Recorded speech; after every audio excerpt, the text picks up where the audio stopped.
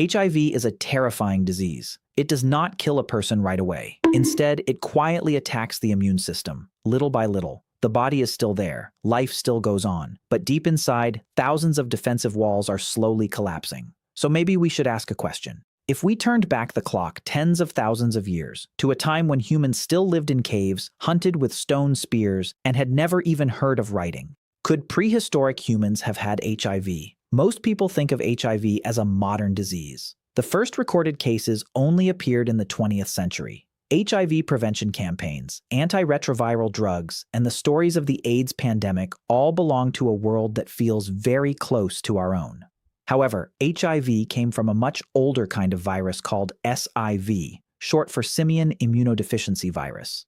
This virus exists in certain monkeys and chimpanzees in Africa, and it has been present in nature for far longer than HIV itself.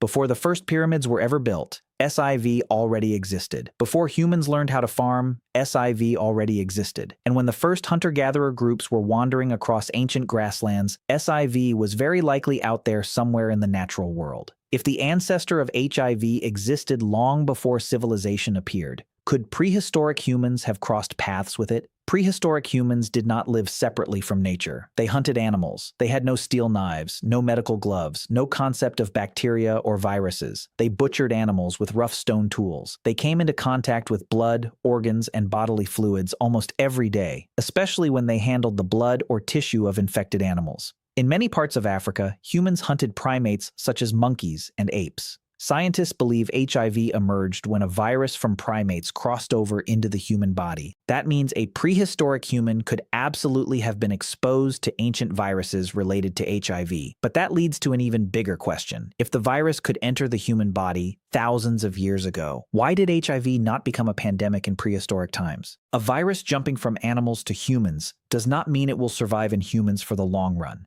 To keep going, it has to spread from person to person across many generations. And that was extremely difficult in the prehistoric world. Tribes back then lived in small, scattered groups. The distance between groups was also much greater. This made long chains of infection hard to maintain. Epidemiologists call this a problem of host population size. To survive over time, many viruses need to keep finding new people to infect. If the number of hosts is too small, the chain of transmission breaks. The virus disappears. That is the end of the story. But let's say it really did happen. Let's imagine that one prehistoric person was infected with an HIV-like virus. What would their life have looked like? Surprisingly, at first, maybe nothing would have happened at all. The virus would not make the person collapse immediately. It would quietly work inside the body, day after day. Meanwhile, the infected person might still continue living normally. They would still hunt, still make fire, still travel with the tribe. Because HIV usually takes many years before it causes serious damage. At the same time, most prehistoric humans faced countless other dangers. A small wound could lead to a serious infection. Contaminated water could cause deadly intestinal disease. And the threat of being killed by wild animals was always present in their environment. Many people died from other causes before slow-moving diseases like HIV.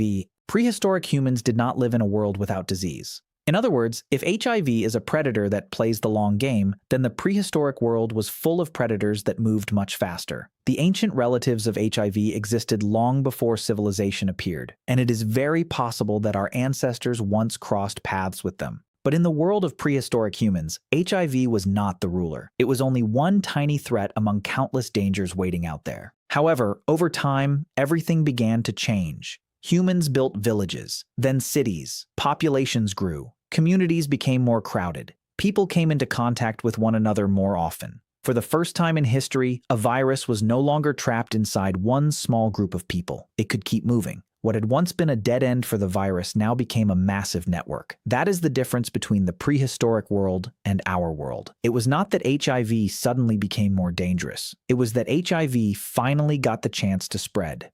Viruses similar to HIV may have appeared a very long time ago. Prehistoric humans may have encountered them. But in their world, those viruses rarely became a major problem, because what changed was not just the virus, it was us. And only when humanity changed did HIV become a human story.